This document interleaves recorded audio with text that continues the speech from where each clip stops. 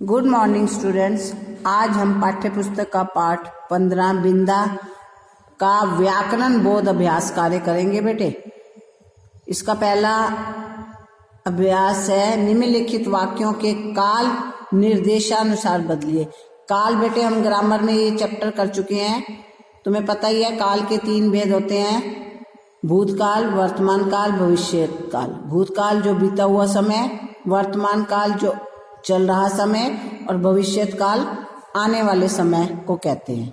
अब हम ये वाक्यों को निर्देशानुसार बदलेंगे।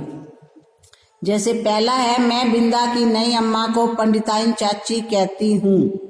ये बेटे वर्तमान काल है, इसको भूतकाल में बदलना है। तो इसका ऐसे बन जाएगा, मैं बिंदा की नई अम्मा को पंडिताइन चाची कहती थी। दूसरा, मेरे लिए घर के सब काम करना असंभव था। ये भूतकाल है। अब हम इसको वर्तमान काल में बदलेंगे, मेरे लिए घर के सब काम करना असंभव है। तीसरा, मैंने मन ही मन में ना बुलाने का संकल्प कर लिया। तो ये वर्तमानी है, लेकिन अब हम इसको भविष्य काल में बदलेंगे। मैंने मन ही मन में ना बुलाने का संकल्प कर लूंगी। ये भविष्य काल में बदल दिया। अब इसका दूसरा अभ्यास है बेटे वाच्य 3 प्रकार के होते हैं। कृतवाच्य, जिस वाक्य में कर्ता की प्रधानता होती है। कर्ता तुम्हें पता ही है, सब्जेक्ट को कहते हैं, और क्रिया कर्ता के अनुसार होती है, उसे कृतवाच्य कहते हैं। जैसे रजिया कपड़े धोती है। रजिया सब्जेक्ट है बेटे, कर्ता है, कपड़े कर्म हो गया। और अब रजिया स्त्रीलिंग है, तो इसकी जो क्रिया है वो इसी के अनुसार है। धोती स्त्रीलिंग है। सेकंड, कर्मवाच्य, जिस वाक्य में कर्म की प्रधानता होती है। कर्म तुम्हें पता है काम को कहते हैं, और क्रिया का लिंग वचन कर्म के अनुसार होता है। उसमें कर्ता के अनुसार था, इसमें कर्म के अनुसार होता है, उसे कर्मवाच्य कहते हैं। जैसे कपड़े रजिया द्वारा धोए जाते हैं।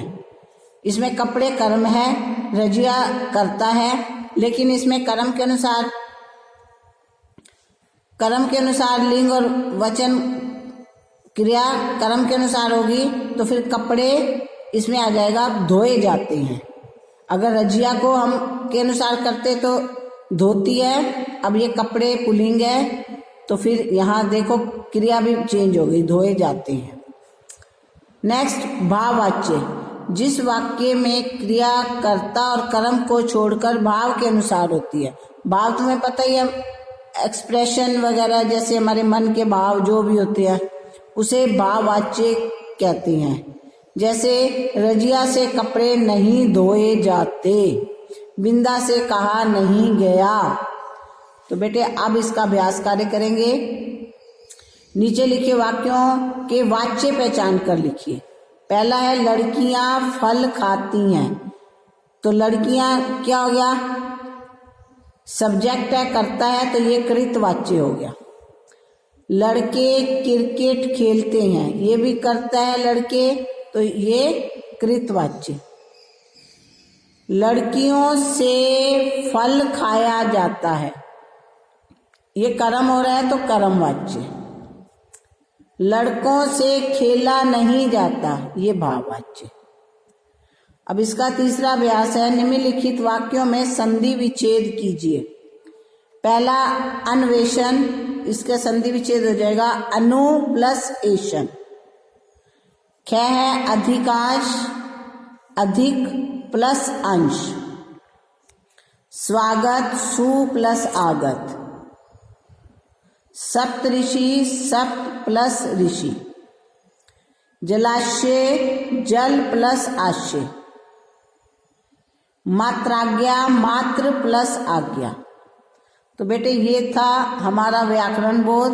अब नीचे ये मैं तुम्हें पहले भी करवा चुकी हूँ, फिर भी ध्यान से तुम्हें समझा रही हूँ, ये पत्र भी करना है।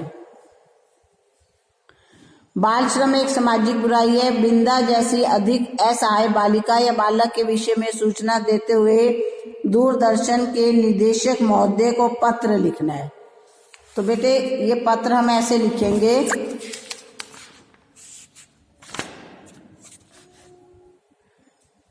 पहले जैसे क्या खे गए नाम नहीं लिखते, चांदनी चौक, नई दिल्ली, क्योंकि दूरदर्शन दिल्ली में ही है। फिर तिथि दिनांक जो भी डेट डालेंगे, केंद्र निर्देशक दिल्ली दूरदर्शन, दूरदर्शन भवन नई दिल्ली। महोदय, मैं इस सशक्त माध्यम से आपको सूचित करना चाहती हूँ कि मेरी पड़ोसी ने एक बालिका को लगभग बंधक मतलब उसको जैसे कैद करके रख लेता है और जो उसके से काम करवाया जाता है वो चुपचाप करता है, उसको बंधक कहते हैं, रूप में अपने घर पर रखा हुआ है। वह एक अनाथ बालिका है, अनाथ जिसके माँ बाप नहीं होते, कोई नहीं होता, जो उनकी दूर की रिश्तेदार है। वह उसके साथ अमानवीय मतलब मानवता का नहीं, बुरा व्यवहार करती है और दिन रात काम करवाती है। बालिका की आयु लगभग 12-13 वर्ष है।